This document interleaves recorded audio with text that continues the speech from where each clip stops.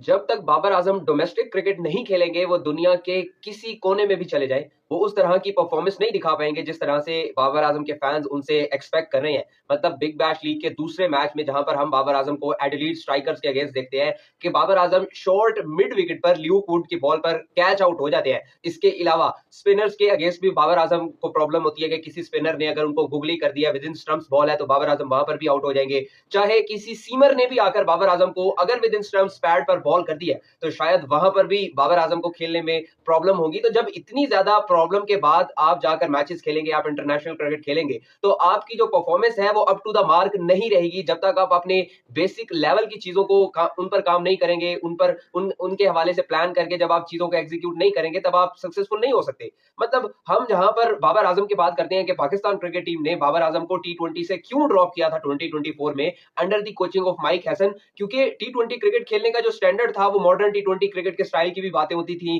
फिर उनके strike rate की भी बातें होती थी, उन चीजों में प्रॉब्लम थी। लेकिन फिर हमने देखा कि कोई 8 टू 9 मंथ्स के बाद बाबर आजम की टी20 में वापसी हो जाती है। साउथ अफ्रीका के अगेंस्ट वो टी20 सीरीज खेलते हैं, फिर श्रीलंका और जिम्बाब्वे के अगेंस्ट वहां पर ट्राई नेशन सीरीज खेलते हैं। वहां पर भी वो टी20 में स्टिल हमें स्ट्रगल करते हुए नजर आए। क्यों स्ट्रगल करते हुए नजर आए? क्योंकि बाबर आजम में जो प्रॉब्लम्स थी, जो टेक्निकल इश्यूज उनकी बैटिंग में आ रही थी, उन पर उन्होंने काम नहीं किया।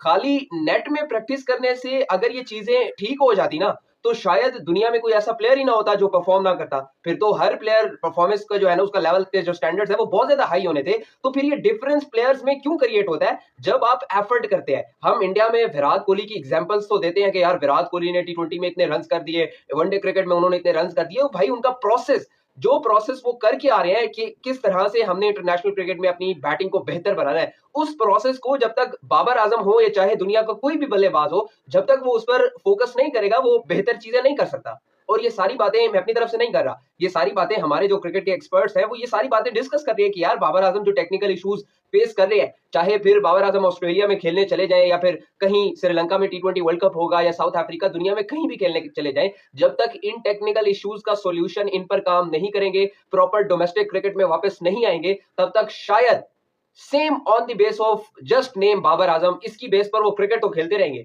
बट फिर परफॉर्मेंस अगर आप उनकी बात करेंगे कि यार परफॉर्म नहीं कर रहे, तो ये चीज फिर आपको भूलनी पड़ेगी कि यार बाबर आजम बस खेले सही, परफॉर्म करे ना करे doesn't matter. So on the base of performance, अगर आप चाहते हैं कि बाबर आजम जो है ना वो अपनी परफॉर्मेंस के स्टैंडर्ड को हाई करे, तो भाई उनसे कहें कि आप डोमेस्टिक में वापस आए। जब तक आप डोमेस्टिक क्रिकेट को रिस्पेक्ट नहीं देंगे ना, क्रिकेट भी आपको रिस्पेक्ट नहीं देगी। मतलब अगर हम आपके माइंड में ये सवाल तो आता होगा, यार टी20 में बाबर आजम परफॉर्म नहीं कर रहे, अभी जिस तरह से ऑस्ट्रेलिया की बिग बैश लीग में जिस कदर उनकी हाइप थी, उस तरह की परफॉर्मेंस तो 2 मैचेस में नहीं आई। सो फिर बाबर आजम को किस बेस पर जो है ना वो टीम में खिलाया जा रहा है? बिग बैश लीग में भी जो है ना वो सबसे महंगे प्लेयर सेल हो गए। फिर हम देखते हैं कि टी20 इंटरनेशनल्स में भी वो पाकिस्तान क्रिकेट टीम की तरफ से हर मैच में खेल रहे हैं। ऐसी क्या रीजन है?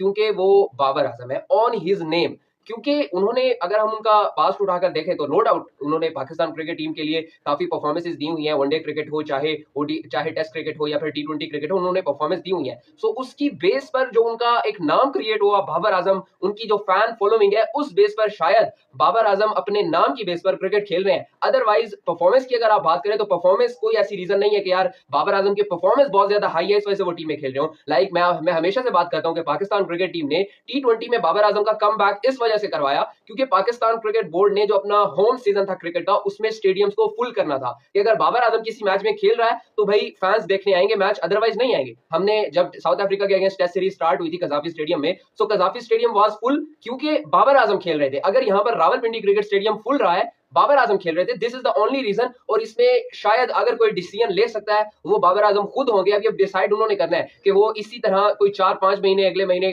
4-5 महीने तक क्रिकेट खेलकर जो है इस तरह फ्लॉप होते जाए सिर्फ on the base of just his name, या फिर अगर दोबारा डोमेस्टिक में वापस आए, बेसिक लेवल पर काम करें, फिर जाकर आगे एक लंबे अरसे के लिए क्रिकेट खेलें। ये डिसीजन उनके पास है, हम उनको नहीं बता सकते कि आप ये कर लें, ये कर लें। सो हमारा काम क्या है, जो मिस्टेक्स, जो चीजें है जो आपके साथ हो रही है, उनको हाईलाइट करना। तो अगर आपका इस हवाले से कोई ओपिनियन है रिगार्डिंग बाबर आजम के, उनको क्या चीजें करनी चाहिए, क्या नहीं करना चाहिए, तो मुझे कमेंट बॉक्स में जरूर बताइए।